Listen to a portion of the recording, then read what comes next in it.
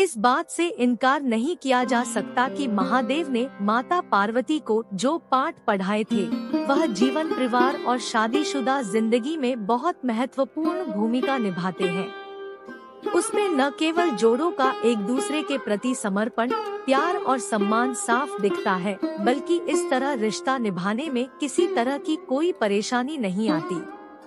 इस बात में कोई दो राय नहीं कि विदेशियों की तर्ज पर ही भारत में अपने प्रेम को जाहिर करने की शुरुआत हुई थी। हालांकि प्रेम की पराकाष्ठा के लिए किसी विदेशी संदर्भ की जरूरत नहीं है, बल्कि भगवान शिव और माता पार्वती का जीवन ऐसा है जिसमें न केवल खूब सारा प्यार, सम्मान और एक दूसरे के प्रति समर्पण देखने को मिलता है, बल्कि उनका वैवाहिक जीवन सच्चे प्रेम का प्रतीक भी है। ऐसा इसलिए क्योंकि माता पार्वती भगवान शिव की अर्धांगिनी ही नहीं थी, बल्कि उनकी शिष्या भी रही। वह अपनी जिज्ञासाओं को शांत करने के लिए अक्सर महादेव से ऐसे प्रश्नों को पूछती थी जो आज के समय में जोड़ों को विवाह के तौर तरीकों सीखने में मदद कर सकते हैं। दरअसल एक दिन देवी पार्वती ने देवों के देव महादेव से पूछा, प्रेम क्या है? प्रेम का रहस्य क्या है? इसका वास्तविक स्वरूप क्या है? इसे भविष्य में किस तरह देखा जाएगा? इस सवाल का महादेव ने जवाब देते हुए कहा, प्रेम क्या है यह तुम पूछ रही हो पार्वती? सत्य तो यह है कि प्रेम के अनेकों रूप को तुमने ही उजागर किया है। तुमसे ही प्रेम की अनेक अनुभूतियाँ हुई है। तुम्हारे प्रश्न में ही तुम्हारा उत्तर शामिल है। भगवान शिव की बातें सुनकर माता पार्वती ने कहा, क्या इन विभिन्न अनुभूतियों की अभिव्यक्ति संभव है? तो इस पर भगवान शिव बोले, सती के रूप में जब तुम अपने प्राण त्याग कर मुझसे दूर चली गई थी, तब मेरा जीवन, मेरा संसार, मेरा दायित्व सब निराधार हो गया। मेरी आंखों से आंसुओं की धाराएं बहने लगी थी। तुम्हारे अभाव में मेरे अधूरेपन की अति से इस सृष्टि का अपूर्ण हो जाना ही प्रेम है। तुम्हारे और मेरे पुनर्मिलन कराने हेतु इस समस्त ब्रह्मांड का हर संभव प्रयास करना ही प्रेम है। तुम्हारा पार्वती के रूप में फिर से जन्म लेकर मेरे एकांकीपन और मुझे मेरे वैराग्य से बाहर निकलने पर विवश करना ही प्रेम है। खैर, यह बात किसी से छिपी नहीं है कि कई सालों की तपस्या और तमाम तरह की बाधाओं को पार करने के बाद ही शिव पार्वती का विवाह हुआ था।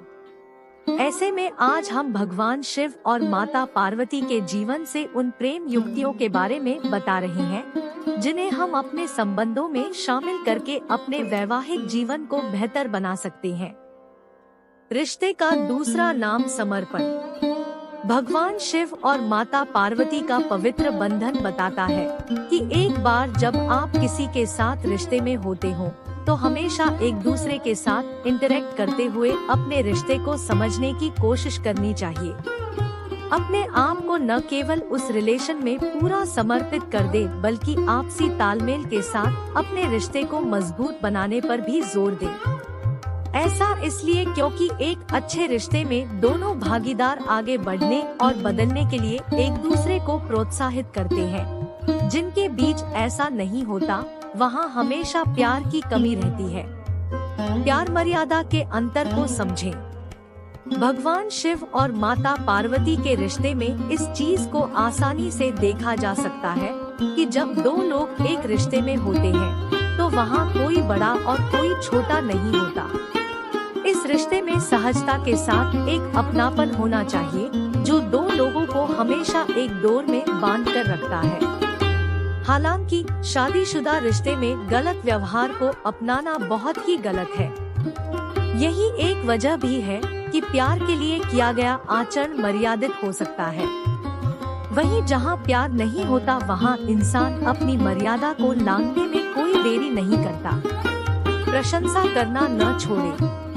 इस बात में कोई दो राय नहीं कि बहुत कम जोड़ों की पसंद आपस में मिलती है।